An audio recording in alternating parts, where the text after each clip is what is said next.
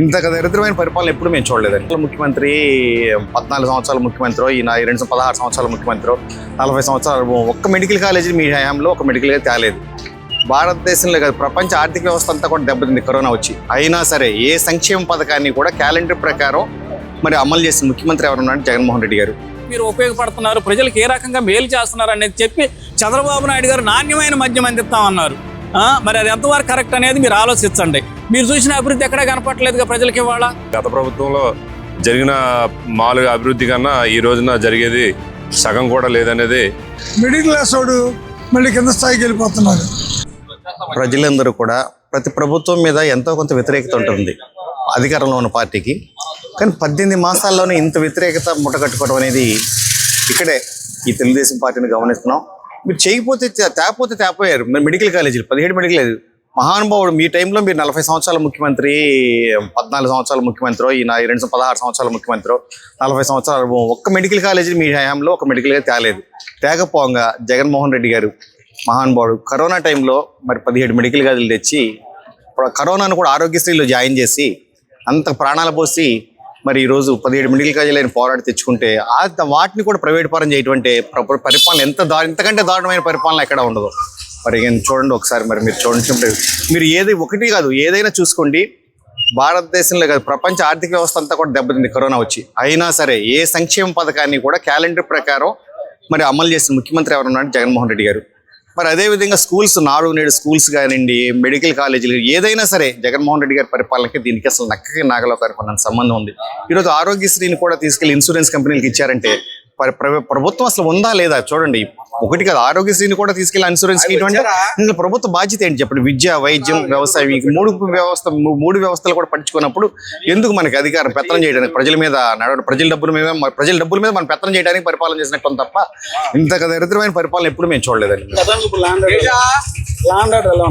Land order అయితే చెప్పే పనే లేదు. ఎందుకంటే ఎవరు కూడా కనీసం ప్రజలు వాళ్ళ ఇదిని తెలియజేసుకునే పరిస్థితి కూడా లేదు. ఈ రోజు కోటి సంతకాల కార్యక్రమం కూడా మరి రిప్రజెంటేషన్ ఇద్దామంటే కూడా అది ప్రతిదానికి ఏదో ఒక అడ్డంకులు లేదా ప్రజల మీద దౌర్జన్యంగా పరిపాలన తప్ప ల్యాండ్ ఆర్డర్ అనేది ఇంత దారుణంగా ఎప్పుడు లేదు.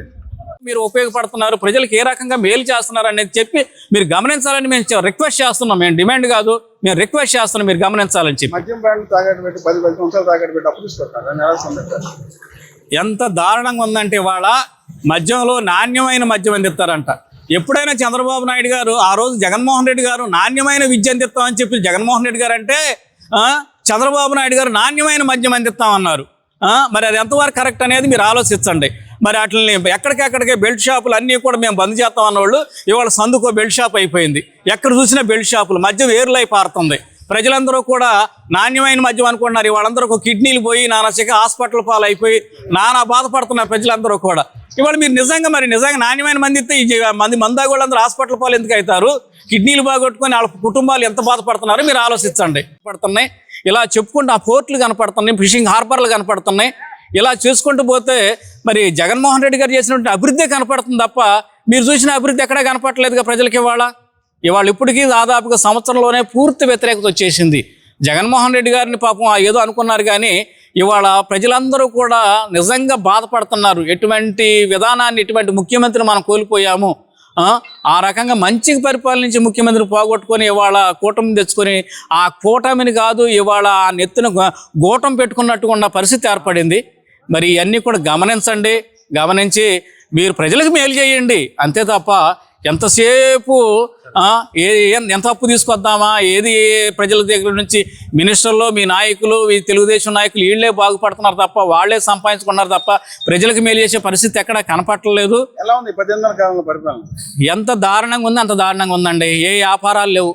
మీరు నిజంగా పబ్లిక్కి వెళ్ళి అడగండి. ప్రజలందరూ కూడా ప్రతి చిన్న వ్యాపారాలు కానీ, చేతి పనులు కానీ, కన్స్ట్రక్షన్ ఫీల్డ్లో కానీ అన్ని ఫీల్డ్లు కూడా పడిపోయినాయి. రియల్ ఎస్టేట్ కానీ ఏదీ లేదు. రాష్ట్రం మళ్ళీ దాదాపు 20 సంవత్సరాలు వెనక్కి వెళ్ళిపోయింది.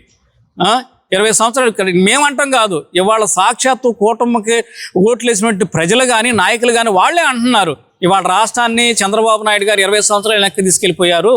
మరి అంత దౌర్భాగ్య పరిస్థితి ఇవాళ రాష్ట్రం నెలకొని ఉంది. ఏ వ్యాపారాలు లేవు. ఇవాళ న్యూజివీడ్లో మనం చూసినట్లయితే ₹1,00,000 అమ్మే సూపర్ బజార్ మార్కెట్లు ఇవాళ 30,000 కూడా అమ్మట్లేదు. వాళ్ళ సాక్షాత్ వాళ్ళే చెప్తున్నారు. అంటే ఇవాళ రొటేషన్ లేదు. అమౌంట్ మీరు అప్పులు తీసుకొస్తున్నారు కానీ మీరు ఏదో సంపాదించుకుంటున్నారు కానీ ప్రజలకు రొటేషన్ ఇవ్వట్లా. జగన్మోహన్ రెడ్డి గారు ఉన్నప్పుడు ప్రతి నెల ప్రతి 2 నెలలకి 3 నెలలకి ఒక్కొక్క నియోజకవర్గానికి దాదాపుగా 10 నుంచి 20 కోట్లు పథకాల ద్వారా అందరూ ప్రజలకు ఇచ్చేవాళ్ళు. ఆ అమౌంట్ ప్రజల చేతుల్లోకి వచ్చేసి వాళ్ళు ఏదన్నా ఒక చిన్న పని చేసుకోవటం, ఒక టీవీ కొనుక్కోవటం, ఒక ఫ్రిడ్జ్ కొనుక్కోవటం, లేకపోతే ఒక చిన్న షెడ్ వేసుకోవటం అనేది అనేక రకాలకు ఉపయోగించుకునే వాళ్ళు. మరి ఇవాళ ఏ రూపాయి కూడా ప్రజల్లోకి రావట్లేదు. వాళ్ళందరూ కూడా మనీ రొటేషన్ మొత్తం ఆగిపోయింది. ఏ వ్యాపారాలు సాగట్లేదు. ఇవన్నీ కూడా మీరు గమనించండి. దానికి ఆంధ్రప్రదేశ్లో ఉన్నటువంటి ప్రభుత్వం విధానాలు ప్రజలకు ఉపయోగపడే విధానంగా కనపడట్లేదు.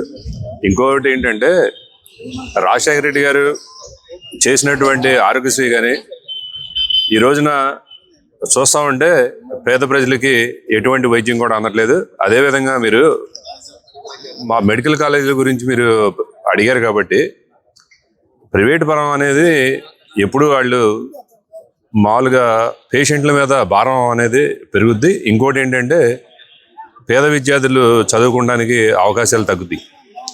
దీన్ని మెరుగుపరిచే విధానంగానే ఆంధ్రప్రదేశ్లో జగన్మోహన్ రెడ్డి గారు 17 మెడికల్ కాలేజీలు తీసుకురావడం జరిగింది.